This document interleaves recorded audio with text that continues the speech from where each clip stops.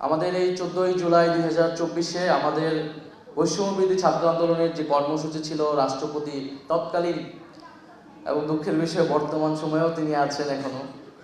তো সেই রাষ্ট্রপতি বরাবর আমরা স্মারকলিপি দিয়ে এসেছিলাম, যে আসার কর্মসূচি ছিল আমাদের যে ধারাবাহিক কর্মসূচি চলমান ছিল সেটার অংশ হিসেবে।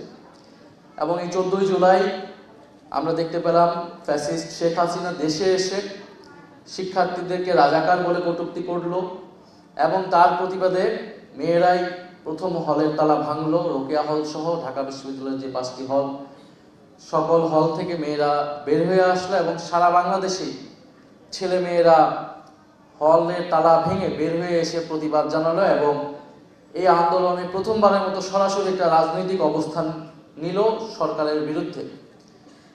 এবং ফলশ্রুতিতে 15ই জুলাই আমরা দেখলাম যে ঢাকা বিশ্ববিদ্যালয়ের নারী শিক্ষার্থীদেরকে টার্গেট করা হলো।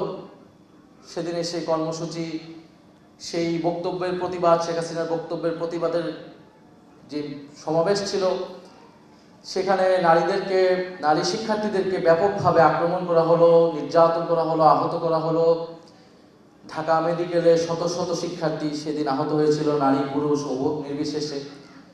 এবং সেই দৃশ্য সারা বাংলাদেশের মানুষকে আলোড়িত করেছে, আন্দোলিত করেছে এবং পুরো বিশ্বে সে নারী নির্যাতনের দৃশ্য কিন্তু ছড়িয়ে পড়েছিল। এবং সেই 14 এবং 15ই জুলাই সেই নারীদের এই অগ্রযাত্রা কারণে এই আন্দোলন গণ অভ্যুত্থানের দিকে ধাবিত হয়। এবং গণ অভ্যুত্থানে আমাদের অনেক নারী শহীদ, আমি জানি না নারী শহীদ হিসেবে বলাটা কতটুকু যৌক্তিক, কিন্তু অনেক নারীরাই আন্দোলনে সরাসরি অংশ নিয়েছে, আহত হয়েছে এবং শহীদ হয়েছে। শহীদ মেহেরুন্নেসা, নাইমা সুলতানা, রিয়াগব সহ আমরা জানি কয়েকজন শহীদ হয়েছেন। অনেকে সরাসরি আন্দোলনে গিয়ে রাজপথে শহীদ হয়েছে।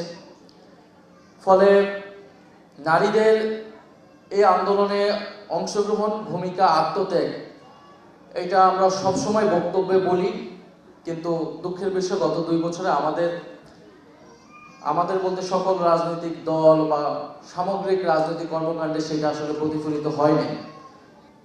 আমরা জুলাই গণ অভ্যুত্থানে শুধু 14 বা 15 জুলাই না, আমরা কিন্তু শুরু থেকেই এই আন্দোলনে নারীদের একটা ব্যাপক অংশগ্রহণ ছিল। যদিও নারী কোটা বিরুদ্ধে গিয়ে সে সময় বিশ্ববিদ্যালয়ের মেয়েরা সমস্ত কোটার ব্যবস্থার বিরুদ্ধে কথা বলেছে বা যৌক্তিক সংস্কারের কথা বলেছে।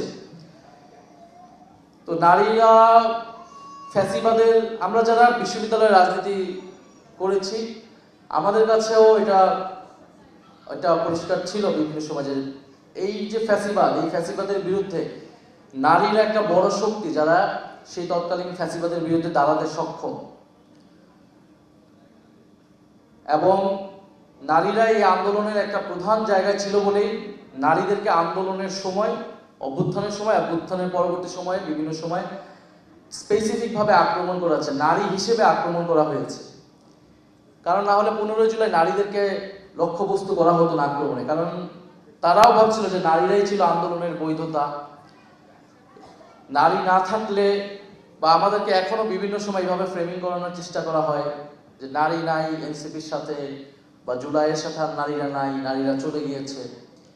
কিন্তু আমরা বিশ্বাস করি জুলাই গণ অভ্যুত্থানে যে সকল নারীরা ঢাকা সারা বাংলাদেশে অংশগ্রহণ করেছিল, যে সকল ছাত্রীরা, যে সকল নারীরা, পেশাজীবী নারীরা, গৃহিণীরা, আমাদের মায়েরা, বোনেরা, তারা এখনো জুলাইয়ের পক্ষে আছে, এখনো নতুন বাংলাদেশের পক্ষে আছে, সংস্কারের পক্ষে আছে, বিচারের পক্ষে আছে। হয়তো অনেক বাস্তবতার কারণে, সামাজিক এবং রাজনৈতিক কারণে অনেকেই মাঠে সেই সক্রিয়তাটা ধরে রাখতে পারে নাই, রাজনৈতিকভাবে সামনে এগিয়ে আসতে পারে নাই, আমরা সেই স্পেসটা করে দিতে পারি নাই। কিন্তু তার মানে এই না যে তারা পুরনো বন্দোবস্তের পক্ষে চলে গিয়েছে। তারা এখনো পরিবর্তন চায়, তারা এখনো প্রতিবাদী। এবং আমরা মনে করি এদেশের সংকটে, জাতীয় সংকটের, এদেশের তরুণদের কোনো সংকট হলে অবশ্যই সেই সকল নারীরা, আমাদের মায়েরা, বোনেরা আবারও আমাদের পক্ষে এসে দাঁড়াবেন।